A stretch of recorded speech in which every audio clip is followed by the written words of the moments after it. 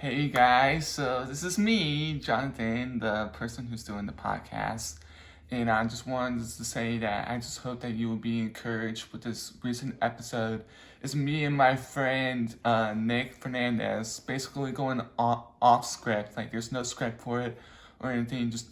It's just basically an interview. So I hope you encourage. And then the basic theme of this whole story that we're going through with his story and my story and kind of talking about it together is that Jesus changes everything. So I hope that you will be encouraged. And I just wanted to tell you that things are coming for the channel and things are coming really soon. So just check it out when it comes out, and don't forget to build people up. All right. We're ready to go. We're ready. Make sure it goes live first. We're We're live. Yeah. We're live. We are live. We are live. We are live. We are live. We are live. Oh, how you doing today, sir? Well, I'm doing all right. How about you? I'm doing pretty good. So where exactly am I right now? What am I on right now? I'm not exactly, where am I? Well, you're in my house. Oh, dang. Yeah, so you're in my house. This is a really simplified podcast for right now, but I just want to welcome everybody to Build People Up podcast today. I'm your host named Jonathan Burden, and I'm with an interview today, Nick Fernandez. He is one of my best friends out here in Washington, and so I've been trying to get him to come on for the longest time. We were going to do it last week, but then something came up with his family. Yeah, it got a little crazy over there. And all that, which is all good, but it turned out great. So here we are today. Absolutely. And, what's like, kind of explain to everybody like how we met and all that. You kind of want to start out with that. That's probably a good place to start. Yeah. So we met at basketball tryouts for Lake Stevens. I've been playing for about 2-3 years at that point. And I remember showing up to tryouts, and there was this kid, Jonathan, for a fact. He was there, and I didn't really notice him that much. And then we got into endurance training. Now, let me tell you about this endurance trainer that we have. His name is Austin, or he used to work for Lake Stevens. And this dude his goal was to make you puke. That was his goal at all times. It was his goal to try to break us apart. But he couldn't break me. No, he couldn't. So we went and we had to do, what was it, 3 down and backs, right? Yeah, I think it was 3 down and backs. Exhausting. Yeah, we had to do 3 down and backs. I think we did I swear we did 12 sets of them, but it was only because certain people couldn't make it, and we were all pretty much making it. The people who consistently made it were so fed up. Me being one of the ones who would get there second. Jonathan was pretty close behind me, and we were it was probably our 6th one that we hadn't made. And Jonathan was sitting there, and I'm just chilling. I'm so ready to give up. And Jonathan's like, no, we're not going to give up right now. You guys all ready to do this? We're not going to give up right now. Let's go. And everybody was like, what is this kid doing? What? And I'm just and me, because I was the only other one who used to do that for my team. Seeing somebody else do it for me was all right, I'm ready to go now. So I was super pumped up. I was just so ready to go. And we were all like, yeah. We still didn't make it. It took us 3 more tries, and we still didn't make it. But our coach, luckily, the endurance coach, I think our coach bailed us out. Honestly, he said, "Hey, Austin, I need you, coach, the head coach needs you down in the other gym." He's like, "Are you sure? Because I cannot." Yeah, he was from where was he from? He was from, I don't know. He was from somewhere down south, and he was he had that Texas accent. No, he was Alabama. He was from Alabama, and he would be like. Are you sure that you don't need me to stay here? Because I can make these boys run a couple hundred more times. He's like, no, you're good, Austin. I got it from here, and I'll deal with it. He walked up to us and he said, if you guys can't make it in the next 3, you're done. We had done 12 sets at this point. I was so exhausted too. I was so exhausted, just from me, from yelling. Yeah. Trying to get these public school kids to actually run. It was the worst thing ever. But here's the thing. like when I was back in Louisville, Kentucky, like I wasn't like the guy who was like very outspoken because there was always these high school players. I was just the middle school kid. Yeah. I know. So I'm not gonna be yelling at you doing something because I'm gonna get something coming right back at me. But and just me just being a homeschooler coming into public school for the first time, like I wanted to make a statement. I'm like, you're not gonna mess with me. Yeah, and he definitely made a statement. He showed up to the tryouts, and he really made a difference for the team. And honestly, I don't think I've told you this, but after that, I knew you probably weren't going to make the team as a player, just because I knew the guys and I knew the coach and what was going on. And right after I got out, I thought it out, and I was like, that kid though. We need him. We need him on the team. Maybe not as a player, but we need him on the team. So I was like, how can I get him to be on the team? And God just like put it on my heart, and I was like, I want him to be the manager. And I prayed about it that night, and then I came to the school the next day for practice, and I was literally walking up to coach to tell him that I wanted you to be the manager, and he was like, and everybody, Jonathan Bearden will be our manager. And I was like, yes! I was so happy. And I was like, dude, that was so cool. I was like, my mom was like, really? And I was like, yeah, he made him the manager before I even said anything. She's like, that must have been a real God thing. I was like, it really was. That was so cool. I mean, to be honest, it's a real God thing when you actually look back on it. Yeah. To something years ago. Like, I know I wasn't probably like the greatest basketball player in the world. I mean, I'm still better than Tyler Conley for sure. Yeah, probably. I just remember this one time. I think it was like before the game was me and Tyler going against each other. I spanked his butt so bad. It was like 20-6 or something. It was like, hey, at least I can beat the other team manager pretty good. At least. But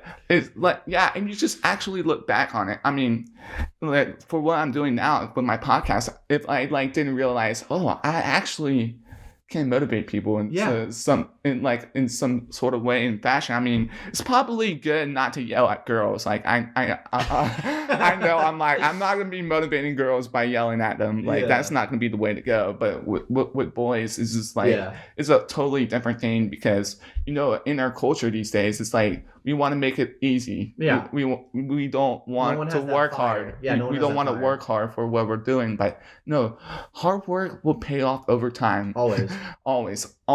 It's not.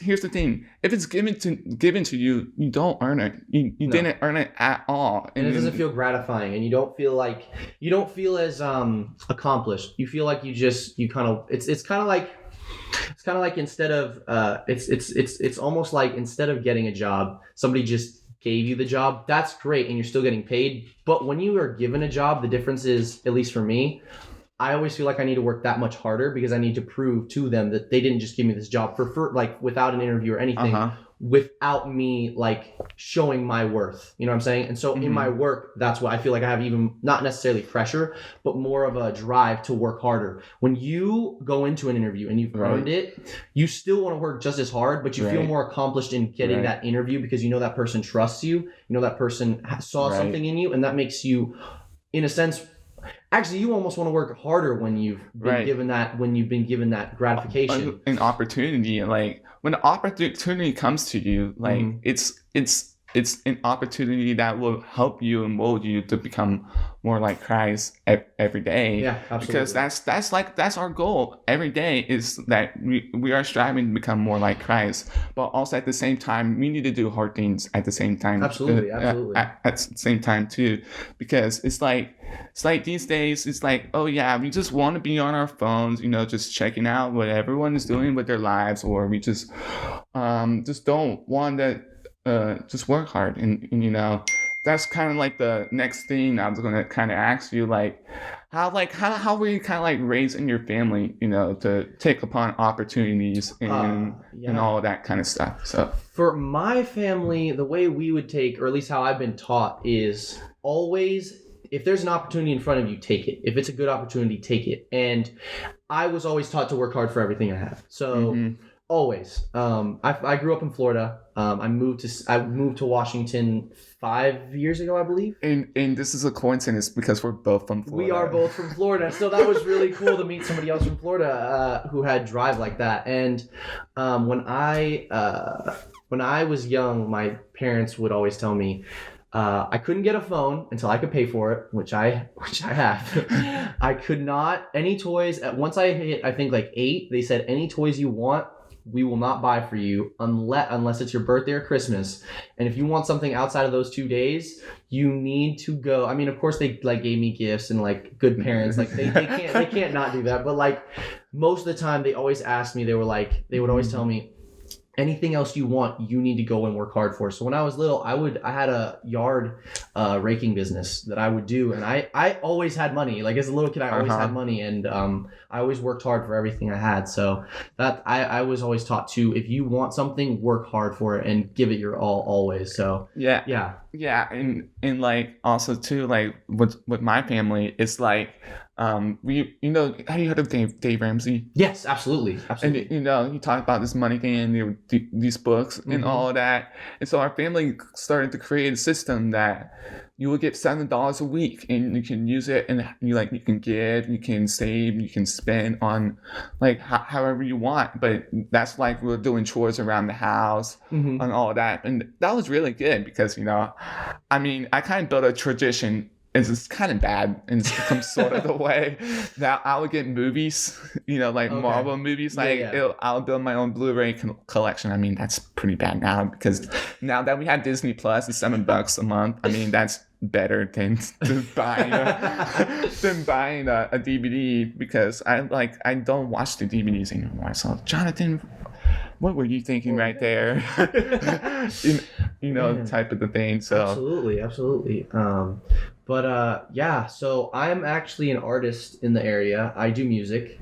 I do a lot of, as cheesy as it sounds, a lot of love songs. I do majority love songs, yeah.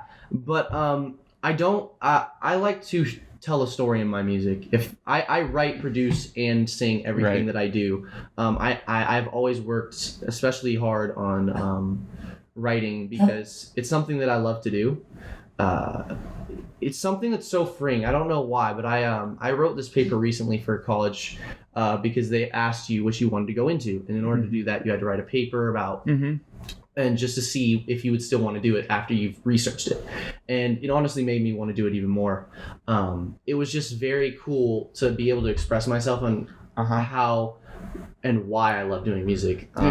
I have decided not to play basketball anymore because I want to pursue music. Like as a profession, I want to pursue music, not basketball like I used to. And I want to do music because I felt called to do it. Right.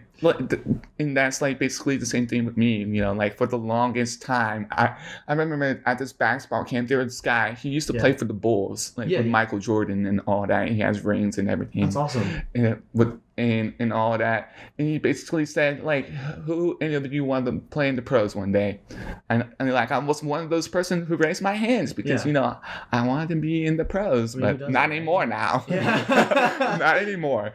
But it's like, I knew I wanted to be great at basketball, but just kind of that shift, like me, like motivating other people and all that. And me, it's like, it was humbling in a lot of ways, but it kind of helped me shift from my mindset, I want to be a really good basketball player, to doing what God wants me to do. It's way more satisfying in kind of the way when you do that and all that. So I wanted to ask you, did you have a song that you liked or anything that you want to share? I do. I have a story about one of the songs that I've written not too long ago. It was probably about, I guess it was like half a year ago. Probably it was like 6 months ago ish.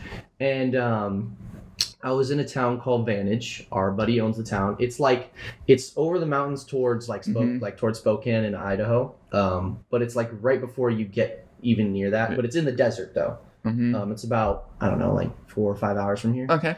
And it's really cool little town. Like it's in the middle of nowhere, like truly in the middle of nowhere. And that's where I got the idea from the song, because my sister stepped out of the car and the first thing she said is, "This place is in the middle of nowhere." And I was like, that is such a good title for a song about this place. And I was like, I don't know how I'm going to fit it in, but I'm going to make that the title. So I wrote a song called Nowhere for this town Vantage. At the time, I was kind of in a I was in a more angry, dysfunctional place with myself. I didn't like where I was. I didn't like who I was at that time. God was not even on my mind in the slightest. In a lot of ways. I just kind of like blocked that out. And I remember I was just all kinds of out of whack. But I remember in those few days, even though I still felt off, I remember that when I was writing music, that was the thing that God drew out of me. All those lyrics, I didn't feel like I made that song by the end of it. Because I wrote it for the town, and I remember at the end, the owner of the town, his name is Brian, he walked up to me and he said, after listening to it, he was like, "Dude, this is amazing. Like that was incredible. You did this." And I did it all on my iPhone while I was there. And I was like, "Yeah, I did it on my earbuds and my iPhone." And he was like, "Dude, this is amazing. This is so cool." And I was like, "Thank you. But when you make something, usually you want to take credit for it because it's like your baby. That's like, oh my gosh, that's awesome. I mean, thank you so much. I put a lot of hard work. I didn't want to do any of that. I didn't even want to take credit for that. I felt like I wanted to like almost reject it in a way. And I just... Because you didn't think you deserved it. Right? I didn't deserve it. And I was like, I can't take this. Just in a sense, I didn't say this, but I was like, I just said, thank you so much. It means a lot. But I was like, I don't want this. Take the song. I don't want this song. And now I look back on that song and it's such a pretty song. I really, really do. And I did enjoy writing it, and I did enjoy the experience while I was there and everything. I loved that song, but it truly, for the first time, showed me what God really called me to do. And I wasn't that great then, and I'm still working very hard now to improve my voice and my lyric, my writing, and especially my playing. I'm taking music theory in college right now, but and my knowledge in general.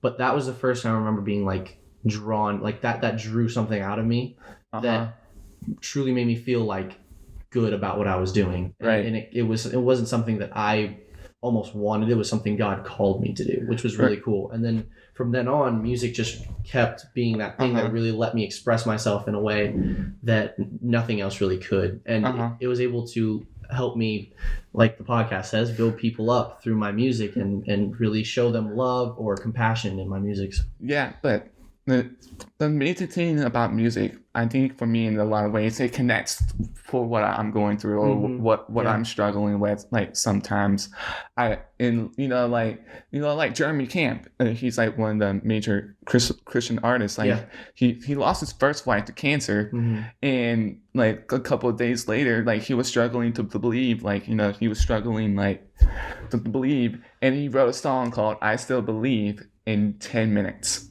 You never know how God is going to inspire you in 10 minutes or 1 minute or whatever. Like he's gonna put something into your heart and like try to help you inspire others for Christ. Like we're not trying to inspire others to make us want to follow us. We want people to follow us because we're following Christ. Exactly. Absolutely. It's like for me, like I always thought about sometimes, like I know I want to be a motivational speaker, I want to be at a conference, when there are 20, 30, however many people are there. I'm like, I'm not there for the attention or just trying to be the famous guy, all there and all that, because I just firmly believe we need to do better than what we're doing right now. Amen. In our relationships with people, in our walk with God, because today more than ever, people need Jesus.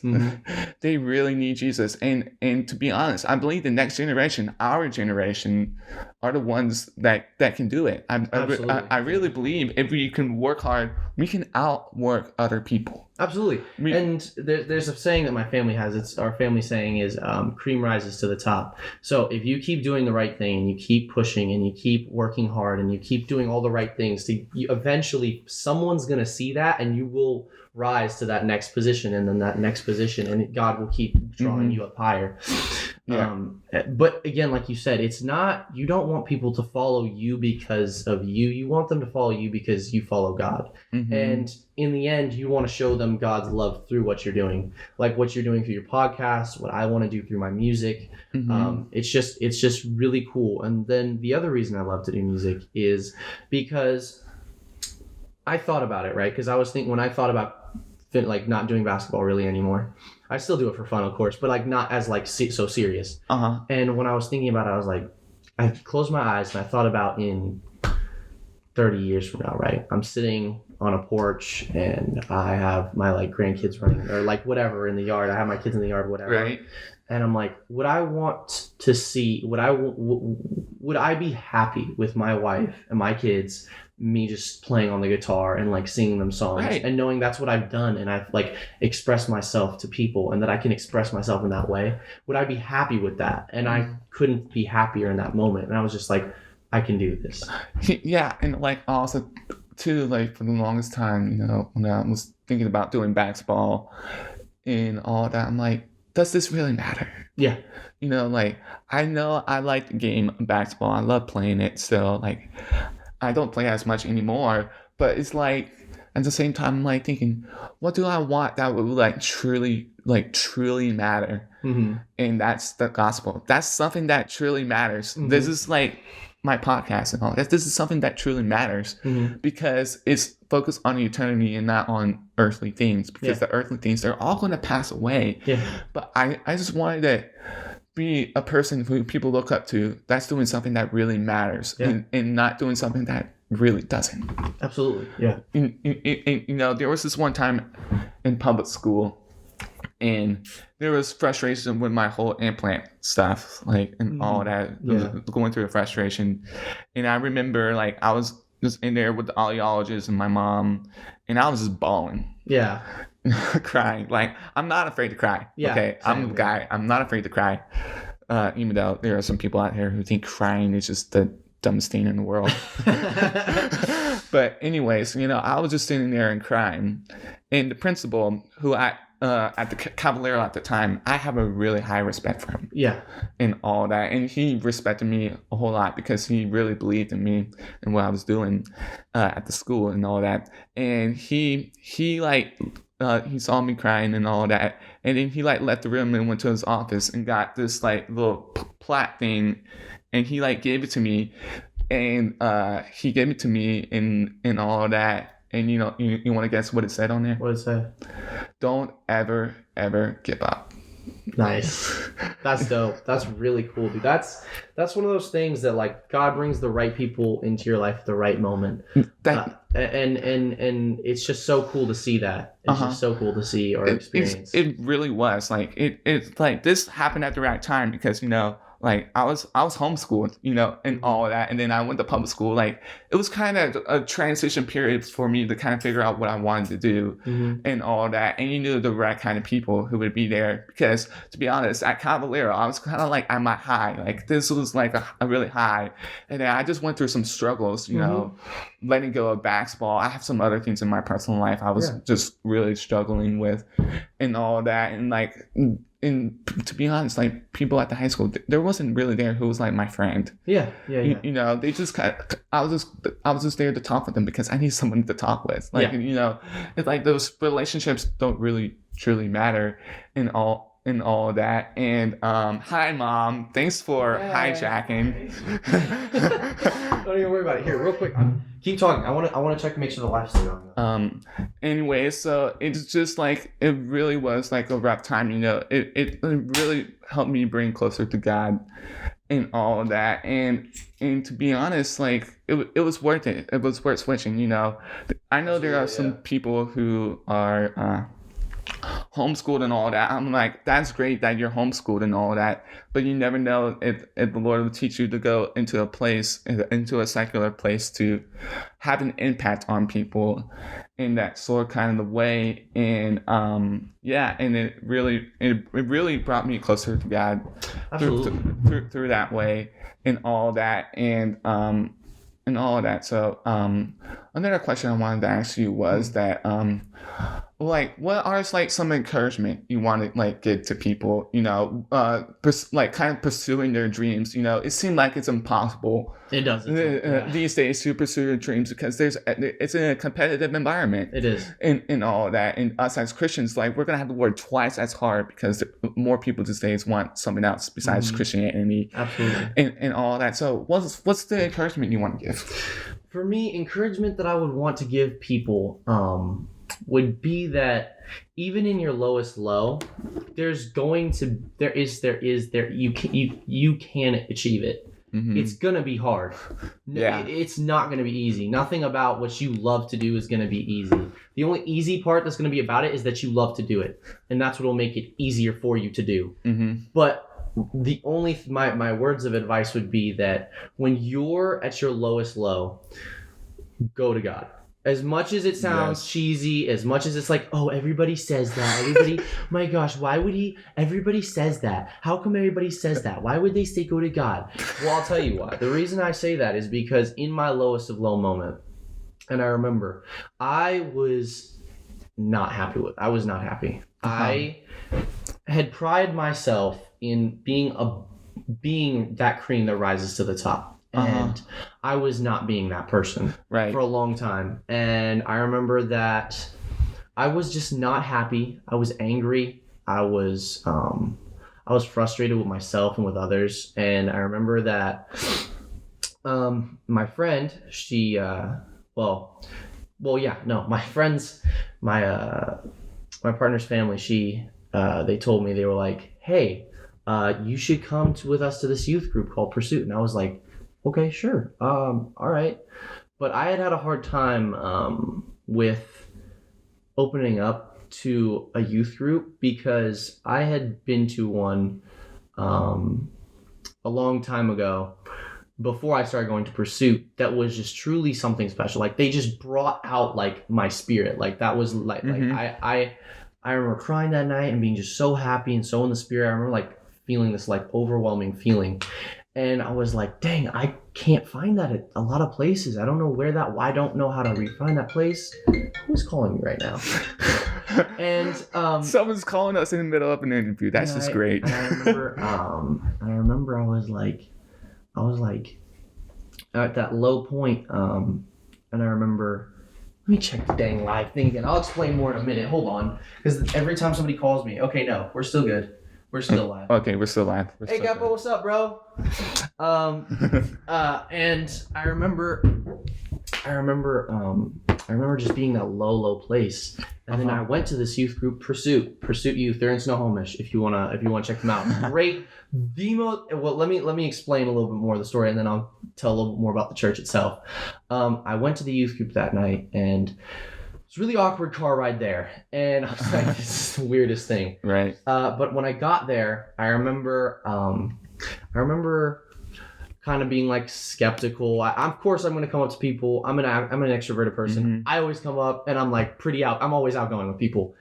But the thing that really took me and brought out my spirit was, I remember sitting in church the youth service that day, and I don't remember exactly what they were talking about. That kind of day was such a blur. It was so powerful. And I even sat in the very, very back too. There wasn't that many people there, and it was supposed to be color war night. We wore the wrong stuff. Everything was just so out of whack. And I remember sitting in the back, and he talked about giving your heart to Christ again. And he talked about a few things that just really touched me. Mm-hmm. And I think one of the things he talked about was that what other people think doesn't define you. It's the matter of what God thinks of you is what defines you. Yeah. And I remember him talking about that, and I remember that he was just like, God's the only one that you need to love you. Mm-hmm. It doesn't matter if your spouse, your best friends, doesn't matter in that sense. It's Yeah. what God thinks of you, if God loves you and you're doing right by God, that's what matters. And I knew in that moment that like the Holy Spirit just came upon me, and I was like, I just started crying, and I was like, I've never had this since that day. And then I had it again that day, and I was like, I don't want to lose this. And I was like, and I gave my heart to Christ again that day. And I remember walking up after he talked, and I stood in front of everybody, and they're like, does anybody want to come up and say something? And a few people came up, and I was really nervous, but I was like, I'm gonna come up and say something. I remember walking past everybody, people that are like my friends now at the youth group that are super cool. Shout out Stephanie, it's her birthday. Happy birthday, Stephanie. Happy birthday. Monzi. I remember a few different people I remember walking past. Tyler probably was there too. Everybody was right there. Olivia. Right. And I walk up to the front, and I just remember being like, isn't God amazing? Like, seriously though. And I was like, no, seriously, isn't God amazing? Like, I was just like, I've not felt like this in so long. Like, it feels like the Holy Spirit is just in this room. And I was just like pouring my heart out to these people. And I was just like, it's just so awesome. And then I was like, thank you so much, blah, blah, blah. And I said whatever I said. And then I gave the mic back, and I went and sat back down in my seat. And I remember just being at such a higher place since that day. And then every day, every time I went to youth group, every time I thought about that, I would try and raise myself higher and higher and higher. And I remember the day that I truly decided to make the full change. And like they always say, I never understood it really, how they say Jesus changes everything. Right. Changes everything. He changes everything. Talk, everything. Walk, he changes everything. Everything. And I never really understood. I was like, changes everything. Okay, whatever. In my head, I always was like, okay, sure. I mean, yeah, he changes everything. Such a know-it-all, right? Whatever.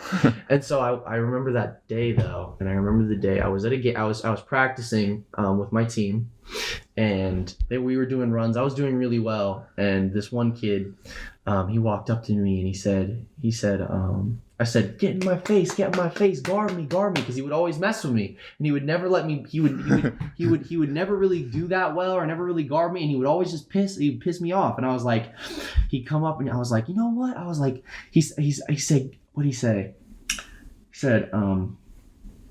He said the F word. He was like, F you, Nick. And I said, F you. And he was like, and then everybody's like, oh, dang.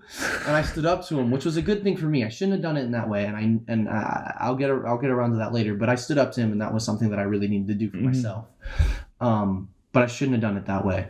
And when I got off the court later that night, I remember thinking something that I always, like, people always say, like, so many things that people had always said for so many years never really clicked with me until like after I was reintroduced to Christ that youth group that day. And I remember sitting there, and I was thinking, I was like, you said that in front of all these people, and you want to be a leader to these people. Would you want to lead in that way? Would you want to lead in that way? And I was like, no, I wouldn't want to lead in that way. And then another thing I thought about was, there's someone in my life that I cherish very much, and I love so much, honestly. And I remember thinking about that person, and I was like, and I thought to myself, I don't want to be that person for them. I want to be better than that. And that day truly completely changed my mindset and how I wanted to go about things. I stopped swearing. To be honest, I never heard you swear. I know you probably didn't, but I did, and it was usually on the court, or just to the guys, and I just was like, I cut it out entirely that day, and after that day, I have not gone back to those ways, or would ever want to go back to those ways, because God has shown me so much love in this time that everybody says is like the worst time of their life, right? I thought about it the other day, and I was like, there's been some really hard times in my life where I felt really alone. Like no one really cared. But when I remember during the 2020 season, I just remember being like, honestly, I felt the most love and the most cared about and the most energized, just because of what that experience with Christ. Right. And then the people he put in my life in that time.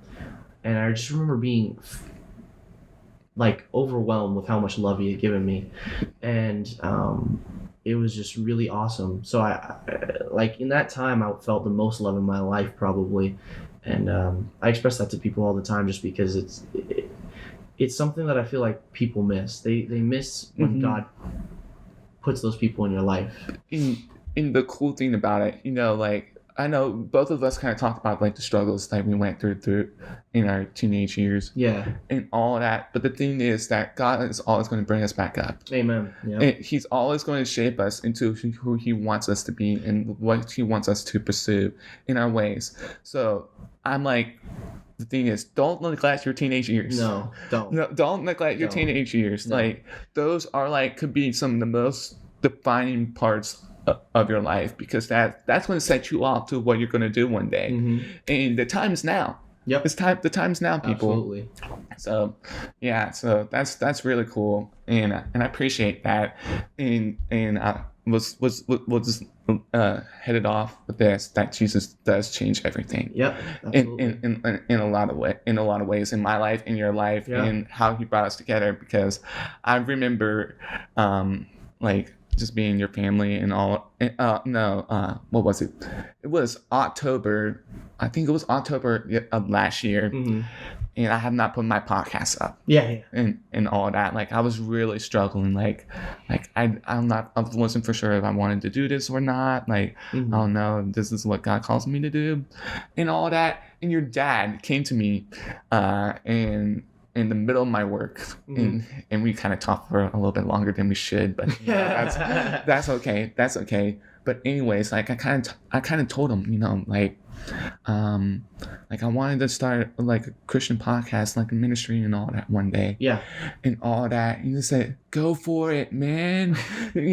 Type of thing. Like, and I just knew right then, like, for that specific moment, for that specific day, God knew that He needed to bring somebody into the middle of my work and say, get your podcast up right now. Type of thing. And I did my first podcast. I think it was that next Monday. Yeah. Because I had everything. I was just like struggling to put it there. I'm like, for all those people who are struggling, Jesus changed everything, and he's gonna put people in your life to help you build you up. Yeah, absolutely. in ways that you will never imagine. So, and I want to say thank you for coming on here. Absolutely. And people, don't forget to build people up. Real quick. I want to say one last thing, because you asked me about words of encouragement, and I didn't really give a word of encouragement. Now, the one thing I'll say about words of encouragement to people watching and to the people on the podcast right now, no matter what you've done and no matter what you do, God will never forsake you. Period. He will always be next to you. He loves you more than anything ever, pretty much. Not pretty much. He loves you more than anything. And He's all in. He's all in. Absolutely. And the thing I will say about that is, no matter what you've done, who you are, God will never forsake you. And it's just... He's always going to turn into something good. Yep. Because, the enemy wants you to do bad things or wants you to make you feel like you're undeserving and all that. Because we don't deserve... we deserve that. We ultimately deserve punishment and all that. But, God sent Jesus into the world, and say, hey, that I love you so much, and I sent my son to die for you, and he rose again 3 days later, just showing that he has the power to do that. So it's pretty amazing. And here's the thing, God's going to move mountains for you. Amen. And I was thinking of this song, Do It Again by Elevation Worship. I know some of their stuff is a little bit questionable with theology and all that, but one of the words says, I see you move the mountains, and I believe you'll see it. I'll see you that you do it again, because you made a way when there was no way. But the thing is, He made the way, and and He changes everything. So I actually wrote a song recently, a lullaby called "Moving Mountains," or it's similar to that. It goes. Well, originally I was writing it for like an actual song, so the beginning goes, words in my head mixed with pencil lead help me define the way I feel. And it's so surreal when in the early morning light underneath the pipe smoke sky, heaven's trumpets play and they sing this lullaby. A mountain waits for the sound of the ocean's breeze, hoping for a whisper of this song I sing so sweet. And for the words this mountain heard, it moved to the sea. The same song I sing to you, my darling. That's how one day I know you'll move mountains. And I wrote that song as from my aunt. Amars, if you're watching, she told me once, she said, with the person that I talked about earlier, she was like, if you two together in God are gonna move mountains. And I wrote that song based on that, and because I love kids, I wanted to make it a lullaby, because I never had a lullaby to sing to kids when they're about to fall asleep. So yeah, when you said move mountains, it just struck me. That was like really cool. I don't know, just yeah. So ultimately, God's going to move mountains when you least expect it to happen, and all of that. So yeah. So thank you, Nick. Thank you, man. Thanks for having me on. This has been awesome. I know, it's been awesome. We're like in here for 40 minutes. I kind of expected this to happen, and we went unscripted, and I think this went better than I thought it was going to go. So thank you, everyone, for watching. Make sure to check me out on YouTube if you're on the live stream, and go follow Nick on Instagram. What's your Instagram? Young_Des23. Go follow him on there. Go follow me on Facebook and Instagram, and don't forget to like and subscribe, and we'll see you next time. Yes, sir. See ya.